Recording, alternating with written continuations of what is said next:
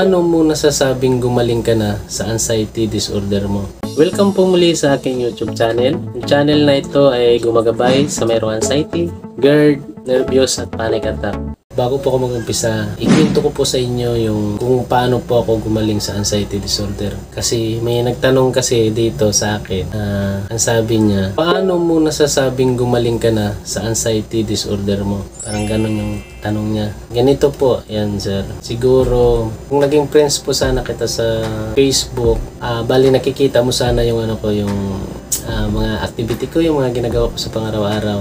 Dahil lahat-lahat nagagawa ko. Kasi ako sir, ganito, paliwanag ko sa'yo. Sa umaga po, gumagising po ako ng 5:40 para po pag-asikaso dahil papasok po ako sa trabaho. Aalis po ako sa bahay ng 7:15 or 7 o'clock. Depende po yun kasi minsan pag Biyernes matraffic kaya umalis ko ng umaga. Pero ang pasok ko po sa trabaho is 9:30 or 9.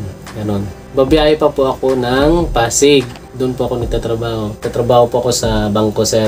Bali, sa armor car po ako. Ayun, nagagawa ko po lahat. Pagkatapos ko po niyan sir sa trabaho ko, mag-aangkas pa po ako niyan. Mag-aangkas ako, halimbawa, 5:30 out ko Mag-aangkas pa ako hanggang 1 AM ng madaling araw. Tapos, gigising ako ng maaga pa, 5:40, yun nga sinasabi ko kanina. Yun po, isa na rin po yun sa patunay na wala na po ako anxiety. Kasi nagagawa ko na lahat, nagpupuyat ako. Wala naman po akong nararamdaman na mga sintomas dati na kagaya na sobrang hirap, yung hilo, sakit sa dibdib, sakit sa ulo, hirap sa paghinga. Saka yung hirap sa paghinga, ganito rin po yun. Madalas rin po ako sir nagbabasketball. Ang basketball ko po kasi marami akong sinasalihan na liga. Dito pa lang sa amin, 3 liga ang sinasalihan ko. Kaya minsan, pag umuwi ako ng maaga, gabi, may laro po kami niyan. Tapos may mga pustahan pa kami kasi may team po ako, mayroon po akong team na hinahawakan. Lumalaban po kami ng mga pustahan, ganun po.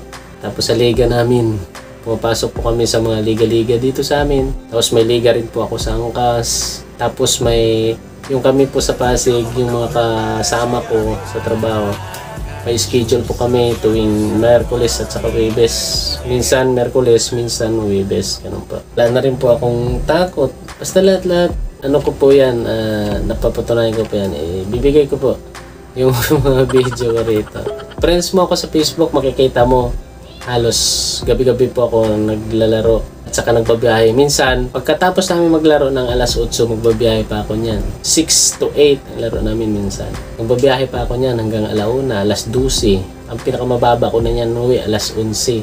Pag umalis ako ng 5:30 sa trabaho ko pag nagbiyahe pa ako. Yun po yun, nagagawa ko. Pero minsan, lalo na pag Biyernes, umaabot talaga ako ng madaling araw niyan. Yun po, patunay po yun na siguro hindi ka na magduda na gumaling na talaga si Kuya James niyo. Lahat-lahat. Ako sobrang busy ko na nga po Marami talaga akong pinagkakabalaan. Isa na rin siguro yun. Kaya natanggal talaga yung yung anxiety ko. Yun po ang paliwanag ko sa inyo. Kasi napakaganda po yung tanong mo Kaya yun, nasagot ko na. Nagawan po natin ang video para mas okay po sa kaalaman ng lahat. Hindi po tayo nagsisinungaling. Kung iba man may gumagawa-gawa lang tapos ganun pala naghihirap, hindi ko na po kasalanan yun. Hindi ko na po maisisi sa sarili ko. Hindi ko na maikukumpara sa sarili ko na ganun sila or ganun nangyayari sa akin. Salamat po sa katanungan mo boss. At ito po, God bless po. Saludo pa ako sa inyo. Ayos po yun. Pabuhay po kayo. At saka gumaling ka na po. Salamat po.